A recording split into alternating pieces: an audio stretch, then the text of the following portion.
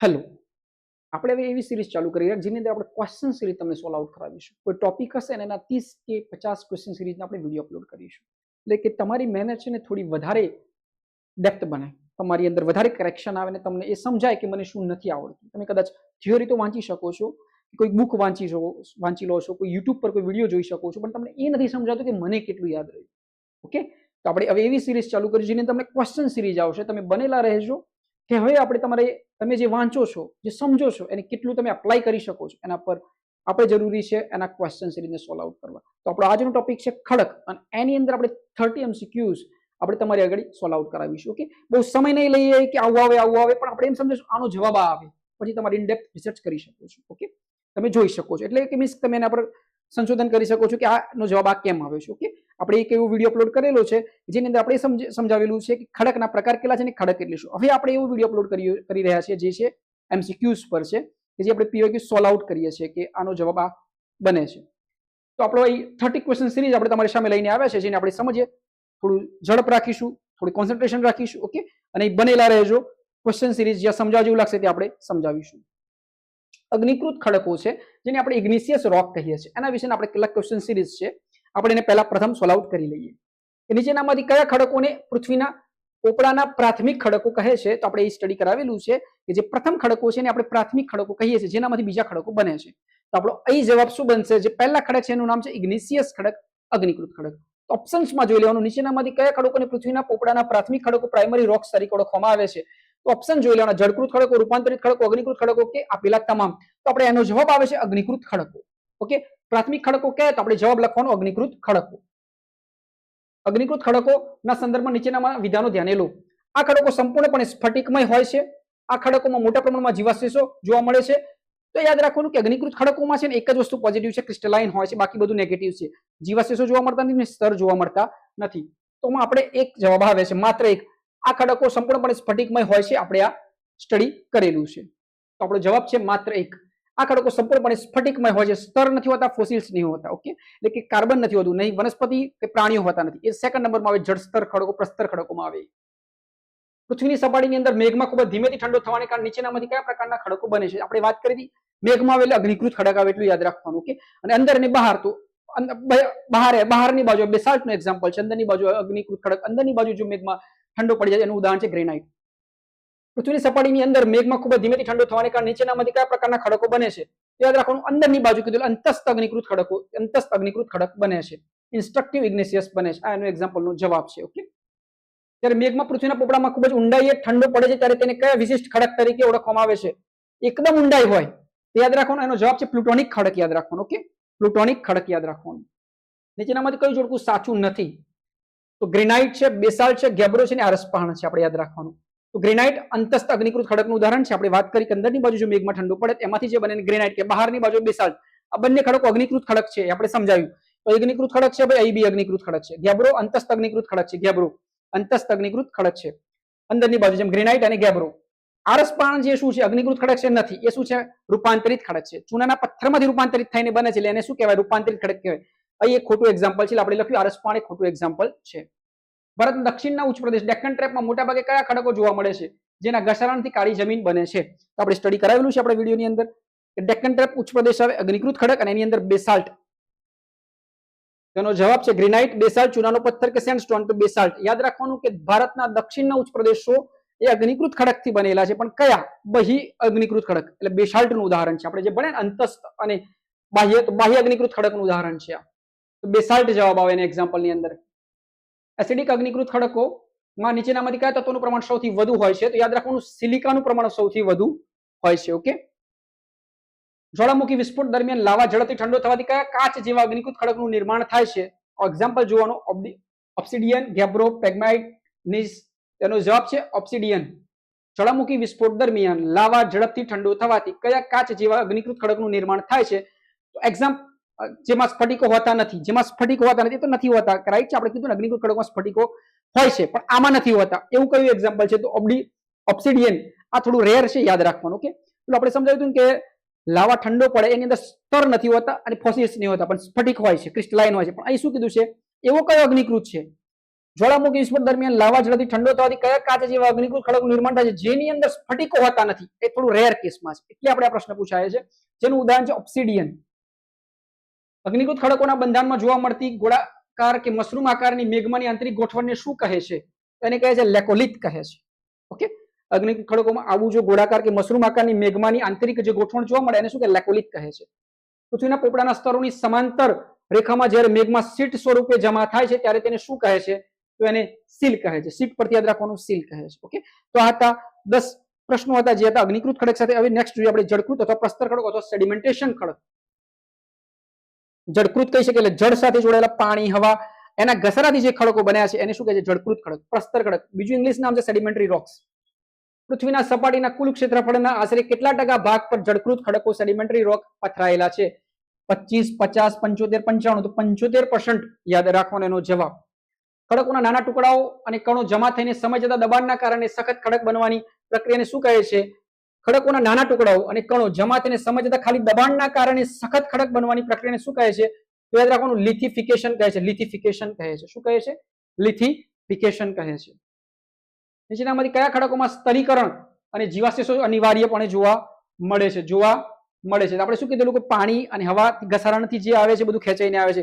એની અંદર વનસ્પતિ હોઈ શકે છે, પ્રાણીઓના અવશેષો હોઈ શકે છે. તો એ સેકન્ડ નંબર પ્રસ્તર ખડકો. તો જળકૃત ખડકોમાં તમને ફોસિલ્સ જોવા મળે, અગ્નિકૃત ખડકોમાં ફોસિલ્સ જોવા મળતા નથી. નીચેનામાંથી કયા ખડકોમાં સ્તરીકરણ અને જીવાશેષો અનિવાર્યપણે જોવા મળે છે? યાદ રાખવાનું પ્રસ્તર અથવા જળકૃત ખડકો. ઓકે, પાણી સાથે બધું આવે એ રીતે યાદ રાખી શકો છો તમે. આગળ વધીએ. વિધાન એ ખનિજ તેલ, પેટ્રોલિયમ અને કુદરતી ગેસ માત્ર જળકૃત ખડકોમાંથી જ મળી આવે છે. બરોબર છે. જળકૃત ખડકોમાં જૈવિક અવશેષો દટાઈને લાખો વર્ષો સુધી ઊંચા દબાણ સડે છે. એ અને આર બંને સાચા છે. આર એ એની સાચી સમજૂતી છે. જળકૃત ખડકોમાં જૈવિક અવશેષો દટાય છે અને લાખો વર્ષો સુધી ઊંચા દબાણે સડે છે અને પછી શું બને છે? પેટ્રોલિયમ અને ખનિજ તેલ બને છે. આપણે યાદ રાખી શકીએ છીએ. તેનો જવાબ છે આ. ઓકે, એ અને આર બંને સાચા છે. આર એ એની સાચી સમજૂતી છે. ઓકે, નીચેનામાંથી કયો ખડક યાંત્રિક રીતે બનેલો મિકેનિકલી ફોર્મડ સેડિમેન્ટરી ખડક છે? તો રેતીનો પથ્થર યાદ રાખવાનો. ઓકે, આ રીતે એક્ઝામ્પલ પૂછાઈ શકે છે પણ રેતીનો પથ્થર યાદ રાખવાનો. સમુદ્ર અથવા સરોવરના પાણીના બાષ્પીભવન થવાને કારણે રાસાયણિક પ્રક્રિયાથી બનતા ખડકનું ઉદાહરણ કયું છે? યાદ રાખવાનું રોક સોલ્ટ અથવા હેલાઇટ. ઇવોપરેશનથી બને છે. આ વનસ્પતિના અવશેષો લાખો વર્ષો સુધી જમીનમાં દટાઈ રહેવાથી બનતો કોલસો કયા પ્રકારનો ખડક છે? યાદ રાખવાનું કે જળકૃત છે પણ કયો? કાર્બનિક. કાર્બન આવે એટલે જળકૃત આવે કારણ કે બધા અવશેષ હોય ને કાર્બન સ્વરૂપમાં હોય. માણસોના અવશેષ હોય, વનસ્પતિના અવશેષ હોય, એનો અંદર કાર્બન આવેલું હોય. તો કાર્બનિક ફોર્મ હોય એટલે ઓર્ગેનિકલી ફોર્મડ હોય. કાર્બનિક જળકૃત ખડક કહેવાય ને. વનસ્પતિના અવશેષો લાખો વર્ષ સુધી જમીનમાં દટાય છે અને એનાથી જે કોલસો બને છે એ કયા પ્રકારનો ખડક છે? તો કાર્બનિક જળકૃત ખડક છે. પવન દ્વારા ઉડીને આવેલા ઝીણા માટીના કણો લાંબા અંતરે જવા થઈને કયા વિશિષ્ટ મેદાન અને ખડકોનું નિર્માણ કરે છે? યાદ રાખવાનું લોયસ. હિમ નદી દ્વારા લેવાયેલા કાંપ અને પથ્થરોના જમા થવાથી બનતા જળકૃત ખડકને શું કહેવાય છે? તો ટીલાઇટ કહેવાય છે. ટીલાઇટ. દિલ્હીનો પ્રખ્યાત લાલ કિલ્લો કયા પ્રકારના ખડકમાંથી બનાવવામાં આવ્યો છે? દિલ્હીનો લાલ કિલ્લો પ્રખ્યાત તો લાલ રેતીનો પથ્થર. લાલ રેતીનો પથ્થર રેડ સ્ટોન થી બનેલો છે. ઓકે, અને હા પછી નેક્સ્ટ જોઈએ છે આપણે એક્ઝામ્પલ તરીકે રૂપાંતરિત ખડકમાં એક્ઝામ્પલ જોઈશું. હવે જોઈએ રૂપાંતરિત ખડકના બીજા એક્ઝામ્પલ જોઈએ. 10 કર્યા છે આપણે એમસીક્યુઝ. હવે આવે રૂપાંતરિત ખડક કે પ્રાથમિક ખડકોમાંથી રૂપાંતર થયેલા હોય એના એક્ઝામ્પલ્સ પૂછાતા હોય છે ઘણીવાર. જેને મેટામોર્ફિક અથવા રોક સાયકલ સમજીએ એ કહેવાય છે. અતિશય ગરમી અને ભારે દબાણના કારણે ખડકોના મૂળ બંધારણમાં થતા ફેરફારને કઈ પ્રક્રિયા કહે છે? તો મેટામોર્ફિઝમ કહે છે. એટલે મેટામોર્ફિઝમ રૂપાંતરણ કહે છે. કયા પ્રકારના રૂપાંતરમાં લાવાના સંપર્કમાં આવવાથી આજુબાજુના ખડકો માત્ર ઉચ્ચ તાપમાનના કારણે બદલાઈ જાય છે? ઉચ્ચ તાપમાનના કારણે સંપર્ક રૂપાંતરણ કહેવાય. સંપર્ક રૂપાંતરણ કહેવાય. કોન્ટેક્ટ મેટામોર્ફિઝમ કે ખાલી શું કીધું છે? માત્ર ઉચ્ચ તાપમાન, દબાણની વાત નહીં, તાપમાનથી બદલાય. સંપર્ક રૂપાંતરણ એના નજીક આવવાથી, સંપર્કમાં આવવાથી શું થાય? બદલાઈ જાય. સંપર્કમાં આવવાથી એટલે સંપર્ક રૂપાંતરણ કહેવાય. નીચેનામાંથી કઈ જોડી મૂળ ખડક અને રૂપાંતરિત ખડક સાચી રીતે જોડાયેલી નથી કીધું છે? આ ગ્રેનાઇટમાંથી નીસ બને સાચું છે. ચૂનાના પથ્થરમાંથી આળસપહાણ બને એટલે કે માર્બલ બને સાચું છે. રેતીના પથ્થરમાંથી ક્વાર્ટઝાઇટ બને સાચું છે. બેસાલ્ટમાંથી સ્લેટ બને આ ખોટું છે. આ યાદ રાખવાનું, ખોટું યાદ રાખવાનું. રૂપાંતરિત ખડકોનું એક્ઝામ્પલ તમારે જોવા પડશે. રૂપાંતરિત ખડકોમાં ખનિજોનું સમાંતર સ્તરો કે પટ્ટીઓમાં ગોઠવાઈ જવાની ક્રિયાને શું કહે છે?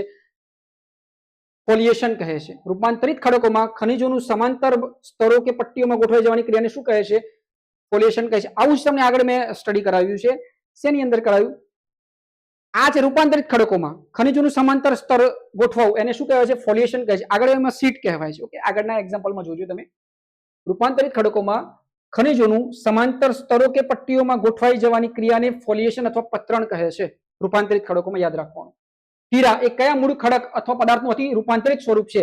તો યાદ રાખવાનું કોલસો અને કાર્બન નું એ રૂપાંતરિત મૂળ ખડક છે અથવા પદાર્થનું અતિ રૂપાંતરિત સ્વરૂપ છે. પછી એમાંથી હીરો બને છે કાર્બનમાંથી. ખડક ચક્ર મુજબ નીચેનામાંથી કઈ પ્રક્રિયા સાચી છે? તો યાદ રાખવાનું કે અગ્નિકૃત ખડકમાં, પછી મેઘમાં કે જળકૃત ખડક. આ ગ્રેટર દેન લેસ દેન આપણને ખબર હોવી જોઈએ. આપણે એ સમજે કોઈ પણ ખડક હોય એના પર અતિશય શું થાય, ગરમી અને દબાણ આવે તેનું શું થાય, રૂપાંતરિત ખડક થઈ જાય. આપણને આ ખબર પડે છે. કોઈ પણ ખડક એટલે અગ્નિકૃત હોઈ શકે છે અને જળકૃત હોઈ શકે છે. એના પર અતિશય ગરમી આપો અને અતિશય દબાણ આપો તો રૂપાંતરિત થઈ જાય. આ સાચું છે. આ ખડક ચક્ર કહેવાય. રૂપાંતરિત ખડક હવે આગળ વધીએ. પૃથ્વીના પેટાળમાં જઈને જ્યારે કોઈ પણ ખડક સંપૂર્ણપણે પીગળી જાય છે ત્યારે તે શામાં ફેરવાય છે? ફરીથી પાછો મેઘમાં બની જાય છે. આપણે સ્ટડી કરાવ્યું તો આપણા વિડીયોની અંદર. નીચેના વિધાનો તપાસો. ક્વાર્ટઝાઇટ એ ખૂબ જ સખત ખડક છે જે રેતીના પથ્થરમાંથી બને છે. તાજમહેલ નિર્માણમાં વપરાયેલા આરસપાણ એ રૂપાંતરિત ખડક છે. આ સાચું છે, બરોબર. એક અને બે બંને સાચા છે. તાજમહેલમાં જે છે, જે માર્બલ છે એ રૂપાંતરિત ખડકનું ઉદાહરણ છે. ઓકે, ચૂનાના પથ્થરમાંથી રૂપાંતરિત થઈને આરસપાણ બને છે અને એ રૂપાંતરિત ખડકનું ઉદાહરણ છે. ક્વાર્ટઝાઇટ એ ખૂબ સખત છે અને રેતીના પથ્થરમાંથી બને છે. બંને સાચું છે. જળકૃત ખડક સ્ટેલ નું રૂપાંતરણ થવાથી સૌપ્રથમ કયો ખડક બને છે? તો આપણે એનો જવાબ જોઈ લઈએ. આપણે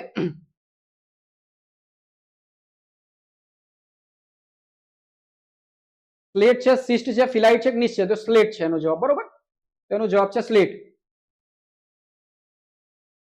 તો આપણે આ ટોપિક હતા કે જે આપણે સમજ્યા છીએ એક ફાસ્ટ રીતે આપણે અહીં સમજ્યા છીએ, બરોબર.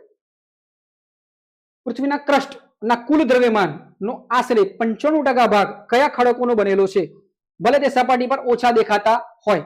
ઓકે, તો અગ્નિકૃત ખડક અને રૂપાંતરિત ખડક ના બનેલા છે. ઓકે, તો આપણે એનો જવાબ જોઈ લઈએ. 30માં આપણો છે બી જવાબ છે, રાઈટ છે. બી જવાબ અગ્નિકૃત ખડકો અને રૂપાંતરિત ખડકો ના બને. ફરીથી સમજી લો. પૃથ્વીના ક્રસ્ટના કુલ દ્રવ્યમાનનો આશરે 95% ભાગ કયા ખડકોનો બનેલો છે, ભલે તે સપાટી પર ઓછા દેખાતા હોય? સપાટી પર ઓછા દેખાતા મેઘમાને હોય, લાવાને હોય, તો અંદર બી હોઈ શકે છે. અગ્નિકૃત ખડક અને રૂપાંતરિત ખડકોના બનેલા છે. તો આપણે આજે સ્ટડી કર્યા છે 30 પ્રશ્નો સ્ટડી કર્યા છે, જેની અંદર આપણે જોયા 10 પ્રશ્નો કર્યા છે આપણે અગ્નિકૃત ખડકના, પ્રસ્તર ખડકના અને રૂપાંતરિત ખડકના. તો આપણે આવા જ વિડીયો માટે તમે બનેલા રહેજો અને તમે અમારા વિડીયોને પોઝ કરીને કે કેટલાક ક્વેશ્ચન જેવા લાગે કે તમે આનંદ બી ડેપ્થ જઈ શકાય છે, તમે જઈ શકો છો. રૂપાંતરિત ખડકોના કેટલાક એક્ઝામ્પલ છે જેની અંદરથી આ રૂપાંતરણ થતું હોય છે. તો તમે આવા જ વિડીયો માટે અમારી સાથે બનેલા રહો. તમે તમારો કિંમતી સમય અમને આપ્યો તે બદલ ધન્યવાદ. તમે તમારા પર કામ કરતા રહો અને પોતાની જાતને ચાહતા રહો. સમજાવટને લાઈક કરો અને સબસ્ક્રાઇબ કરો.